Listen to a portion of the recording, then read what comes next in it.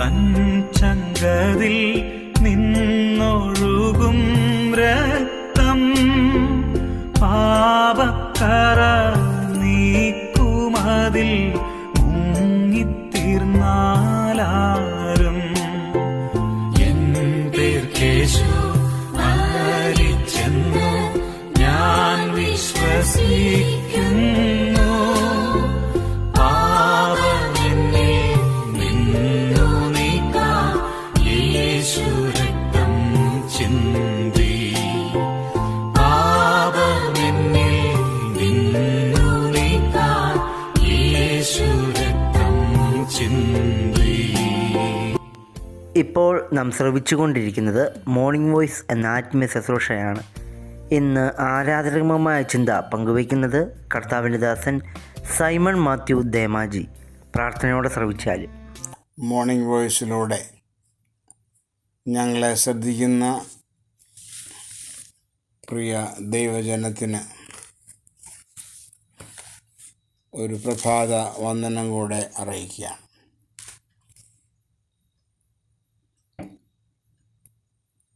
ആഴ്ചവട്ടത്തിൻ്റെ ഒന്നാം നാൾ വിശേഷാലി ഒക്ടോബർ മാസം ആദ്യത്തെ ഞായറാഴ്ച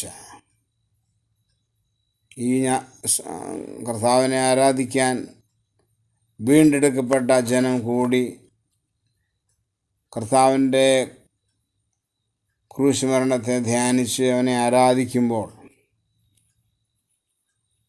ദൈവം നമുക്ക് നൽകിയ ഓരോ സാവകാശങ്ങളെ അവസരങ്ങളെ ഓർത്ത് ദൈവത്തെ സ്തുതിക്കുകയാണ്. നമ്മുടെ വീണ്ടെടുപ്പുകാരനെ ഓർക്കുവാനായിട്ട് ദൈവം നൽകിയ അമൂല്യ അവസരമാണിത്. ഈ ഭൂമിയിൽ ദൈവത്തിൻ്റെ ജനമായിട്ട് ചേർന്ന് അവനെ ആരാധിക്കുമ്പോൾ, അവൻ്റെ കൃപകളെ ധ്യാനിക്കുമ്പോൾ അവൻ്റെ സ്നേഹം കൊണ്ട് നമ്മുടെ ഹൃദയം നിറയപ്പെടണം. അതിനായി ഒരു ഭാഗം നമുക്കെല്ലാവർക്കും വളരെ പരിചയമുള്ള, അഥവാ കാണാപ്പാടറിയാവുന്നൊരു ഭാഗം ഞാൻ വായിക്കാൻ ആഗ്രഹിക്കുന്നു. യോഹന്നാൻ്റെ സുവിശേഷം 3-ാം അധ്യായം അതിൻ്റെ 14-15 വാക്യം. മോശ മരുഭൂമിയിൽ സർപ്പത്തെ ഉയർത്തതുപോലെ മനുഷ്യപുത്രനെയും ഉയർത്തേണ്ടതാണ്.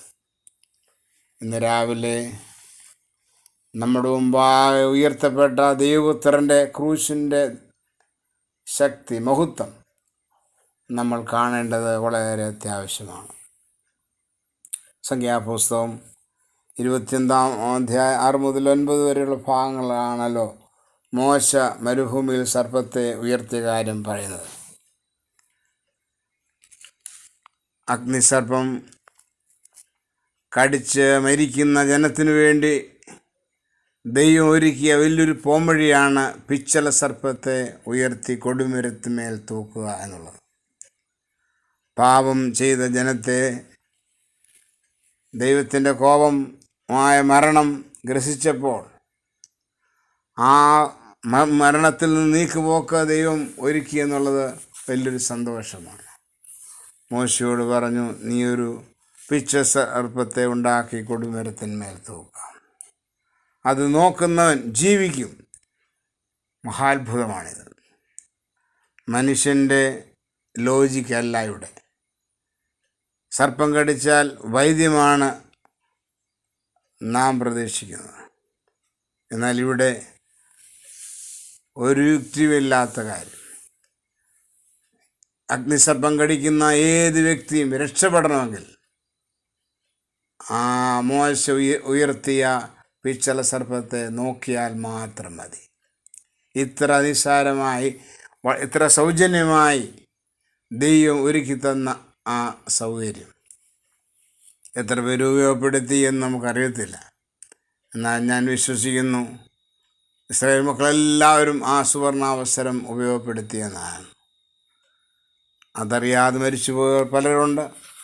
എന്നാൽ ഇന്ന് രാവിലെ നമ്മുടെ കണ്ണുകളെ കാൽവരി ക്രൂശിലേക്ക് ഉയർത്തി നമ്മുടെ രക്ഷകൻ്റെ വിലയേറിയ ത്യാഗാത്മകമായ സ്നേഹവും സ്മരണയും നമ്മുടെ ഹൃദയത്തിൽ വരുമ്പോൾ നമുക്ക് ഓർക്കുവാനുള്ളത് നമുക്ക് സംഭവിച്ചിരുന്ന അല്ലെങ്കിൽ സംഭവിക്കാതെ ഇരിക്കുന്ന ഭയങ്കരമായ ഒരു മരണമാണ്. പഴയ പാമ്പായ സാത്താൻ്റെ ദംശനത്താൽ മരണത്തിന് വിധേയപ്പെട്ട നമ്മുടെയൊക്കെ ജീവിതത്തിൽ കാൽവറിയിലേക്ക് നോക്കി യേശു ക്രിസ്തുവിൻ്റെ ക്രൂശിലെ മരണത്തിൽ വിശ്വസിച്ച് നിത്യജീവൻ പ്രാപിച്ച ദൈവത്തിൻ്റെ ജനം അവൻ്റെ ക്രൂശിനെ ധ്യാനിക്കാൻ, അവൻ്റെ മരണത്തെ പ്രസിദ്ധമാക്കുവാനായിട്ട് നമ്മൾ കൂടിയിരിക്കുകയാണല്ലോ. അതുകൊണ്ടാണ് ഭക്തനിങ്ങനെ പാടിയത്: കൃപയാലെ രക്ഷപ്പെട്ട പാപിയായ ഞാനിതാ ഹൃദയത്തിൽ ദൈവസ്നേഹം എരിവാൻ വാഞ്ചിക്കുന്നു. ഹൃദയത്തിൽ ദൈവസ്നേഹം നിറഞ്ഞ് നമ്മുടെ ഹൃദയത്തിൽ നമ്മുടെ വാഴ്ത്തപ്പെട്ട കർത്താവിനെ ആരാധിക്കുമ്പോൾ നമ്മുടെ ഹൃദയം നന്ദി കൊണ്ട് നിറയപ്പെടേണ്ടത് വളരെ ആവശ്യമാണ്. മോശ മരുഭൂമിയിൽ സർപ്പത്തെ ഉയർത്തിയതുപോലെ മനുഷ്യപുത്രനെ ഉയർത്തേണ്ടതാണ്. പ്രിയമുള്ളവരെ, നമ്മൾക്ക് വേണ്ടി ഉയർത്തപ്പെട്ട കർത്താവ് കാൽവറി മലമുകളിൽ മൂന്നാണികളിന്മേൽ ആ നിജമായ ക്രൂശ് മരണം വരിച്ച് ജീവച്ഛവമായി കിടക്കുന്ന നമ്മുടെ കർത്താവിനെ നമ്മൾ കാണുമ്പോൾ മനുഷ്യൻ്റെ ഭാഷയിൽ ഒരു നിന്ദ്യമാഴ്ത്തൊന്നും വരും. അവനിലൂടെ ദൈവം മാനവജാതി കുറിക്കിയ മഹാരക്ഷ ആ രക്ഷയാണ് ഇന്ന് ഞാനും നിങ്ങളും അനുഭവിക്കുന്നത്. ഇത് സർപ്പം ആയിത്തീരണമെങ്കിൽ ഒരു പിച്ചള തുണ്ട് തീയിലിട്ട് അടിച്ച് പരത്തി ഭാഷ വരുത്തി എങ്കിൽ മാത്രമേ ഒരു പിച്ചള സർപ്പമായി തീരത്തുള്ളൂ. നമ്മുടെ വാഴ്ത്തപ്പെട്ട കർത്താവ് കടന്നുപോയ പരിശോധനകളെ അറിയാത്തവരാരുമില്ല, ധ്യാനിക്കാത്തവരാരുമില്ല. വിശേഷാൽ ആഴ്ചവട്ടത്തിന് 1-ാം നാൾ ദൈവത്തിൻ്റെ ജനം അത് മാത്രമേ നമ്മൾ ധ്യാനിക്കാറുള്ളൂ. അതുകൊണ്ട് നമുക്ക് വളരെ പ്രസിദ്ധമാണ്. നമ്മൾക്ക് വേണ്ടി അവൻ അനുഭവിച്ച ക്രൂശിലേറ്റ വ്യഥകൾ, കഷ്ടങ്ങൾ. ഇന്ന് ദൈവമക്കളെ, നമ്മുടെ ഹൃദയം വിങ്ങിപ്പൊട്ടട്ടെ, നന്ദി കൊണ്ട് ഹൃദയം നിറയട്ടെ. കർത്താവിൻ്റെ ക്രൂശിലൂടെ നമുക്കൊരുക്കിയ മഹാരക്ഷയെ നമുക്ക് ഓർക്കാം. അവൻ പ്രാണനിലും ആത്മാവിലും ശരീരത്തിലും ഏറ്റ മുറിവുകൾ അതിഭയങ്കരമാണ് എന്ന് കാണാനായിട്ട് സാധിക്കും. രാവിലെ കർത്താവിൻ്റെ സന്നിധിയിൽ ഇരിക്കുമ്പോൾ ദൈവത്തിൻ്റെ ജനത ആ ക്രൂശിനെ ധ്യാനിക്കുമ്പോൾ അവൻ ചെയ്ത വലിയ ഉപകാരമാണ് നമുക്ക് ഓർക്കുവാനുള്ളത്. ക്രൂശിലേക്ക് നോക്കിയാൽ എന്ത് ലഭിക്കും? നിത്യജീവൻ ലഭിക്കും. ആ പിച്ചള സർപ്പത്തെ നോക്കുന്നവൻ ജീവിക്കും എന്ന് കർത്താവ് പറയും. അതെ, അതാണ് നമുക്കിവിടെ സംഭവിക്കുന്നത്. ക്രൂശിലേക്ക് നോക്കുമ്പോൾ നമുക്ക് ജീവൻ ലഭിക്കുന്നു. അവനെ എത്രമാത്രം അപമാനിച്ചു, അവനെ എത്രമാത്രം ദ്രോഹിച്ചു, അവനെ മുഷ്ടി ചുരുട്ടി കുത്തി എന്നാണ് നമ്മൾ വായിക്കുന്നത്. ചാട്ടുവാറുകൊണ്ട് അവൻ ദണ്ഡനമേറ്റു എന്ന് വായിക്കുന്നു. അവനെ തലയിൽ മുൾക്കിരീടം വെച്ച് അടിച്ചു എന്ന് നമ്മൾ വായിക്കുന്നുണ്ട്. ദേഹമാസകല മുറിവേറ്റവനായി പാപത്തിൻ്റെ പ്രായശ്ചിത്തമായ മരണം എനിക്ക് നിങ്ങൾക്ക് വേണ്ടി അനുഭവിച്ച ദൈവത്തിൻ്റെ കുഞ്ഞാടനെ ധ്യാനിക്കുമ്പോൾ നമ്മുടെ ഹൃദയം നിറഞ്ഞ് കവിയേണ്ടത് ആവശ്യമാണ്. അവനൊരു പാപിയെ പോലെയാണ് കഷ്ടപ്പെട്ടതെന്ന് നമ്മൾ ഓർക്കണം.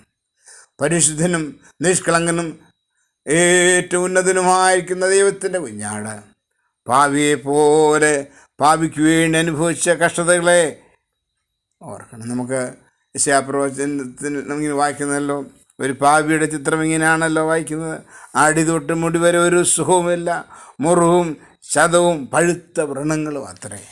പ്രിയമുള്ളവരെ, നമ്മുടെ വാഴ്ത്തപ്പെട്ട തമ്പുരാൻ അനുഭവിച്ച കഷ്ടത ഇപ്രകാരമല്ലേ? അവൻ്റെ അടി തൊട്ട് മുഴുവരെയും നമുക്ക് വേണ്ടി കഷ്ടം സഹിച്ചില്ലയോ? അവൻ്റെ സ്നേഹം എത്ര വലുതാണ്! യേശു ഉയർത്തപ്പെട്ടപ്പോൾ ഒരു കേവല ശരീരപിണ്ഡം പോലെ ഉയർത്തപ്പെട്ടു, ഒരു മാംസപിണ്ഡം പോലെ ഉയർത്തപ്പെട്ടു. എന്നാൽ ഹല്ലേലൂയ, ആദ്യം നോക്കുന്ന ഏത് പാപിക്കും എന്നേക്കുള്ള വീണ്ടെടുപ്പ്, അത് നിത്യജീവൻ പ്രാപിക്കുകയാണ്. മോശ മരുഭൂമിയിൽ പിച്ചള സർപ്പത്തെ ഉയർത്തിയെങ്കിൽ കാൽവരി ക്രൂശിൽ ദൈവത്തിൻ്റെ പുത്രൻ ഉയർത്തപ്പെട്ടപ്പോൾ മാനവജാതിക്കൊന്നടങ്കമാണ് വിജയം ലഭിച്ചത്. ഇന്ന് രാവിലെ നമുക്കതാണ് ഓർക്കുവാനുള്ളത്, നമുക്കത് മാത്രമേ ധ്യാനിക്കാനുള്ളൂ. യേശു ക്രിസ്തുവിൻ്റെ ക്രൂശിലൂടെ നമുക്കൊരുക്കിയ വലിയേറിയ പുതുവഴി പാപിക്ക് വേണ്ടി ദൈവം ഒരുക്കിയ മഹാരക്ഷ. അത് നമുക്ക് ധ്യാനിച്ച് ഹൃദയത്തിൽ അവൻ്റെ സന്നിധിയിൽ വീണ് അവനെ നമസ്കരിക്കാം. ഈ ആഴ്ചവട്ടത്തിൻ്റെ നാളിൽ ദൈവം പാപിക്ക് വേണ്ടി ഒരുക്കിയ ആ ദൈവത്തിൻ്റെ വലിയൊരു ക്രൂശിലെ മരണം മനുഷ്യപുത്രൻ ഉയർത്തേണ്ടതാണ്. അതേ, അവൻ ഉയർത്തപ്പെട്ടു. അതുകൊണ്ട് എനിക്കും നിങ്ങൾക്കും പാപമോചനം ലഭിച്ചു, ദൈവത്തിൻ്റെ മക്കളായി തീർന്നു. അങ്ങനെ ലഭിച്ച സന്ദർഭത്തെ ഓർത്ത് ദൈവത്തെ സ്തുതിക്കുന്നു. അവൻ്റെ നാമം എന്നും എന്നേക്കും വാഴ്ത്തപ്പെടുമാറാകട്ടെ.